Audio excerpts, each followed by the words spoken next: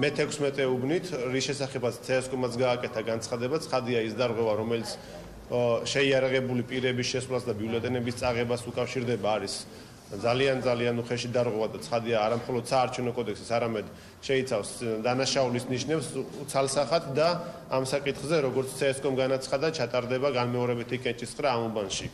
რაც შეეხება სხვა დარღვევებს, მთლიანობაში ამ ეტაპისთვის ვერ ვიტყვით, რომ განსაკუთრებით უხეში დარღვევები დაფიქსირდა, თუმცა იყო რიგი დარღვევები, რაზეც ჩვენმა დამკვირვებლებმა დაწერეს შენიშვნები, დაწერეს საჩივრები და მე მოგახსენებთ აი ამ დარღვევების შინაარსს მოკლედ.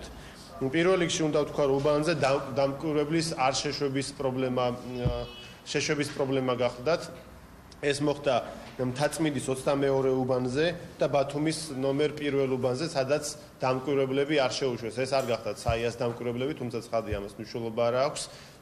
დამკვირვებელს ნებისმიერ დროს კენჭისყრის პერიოდში აქვს უბანზე დაუბრკოლებლად შესვლის უფლება. ჩვენი დამკვირვებლების მითითების და შენიშვნის შემდეგ ეს დარღვევა აღმოიფხვრა და სხვა სადამკვირვებლო ორგანიზაციების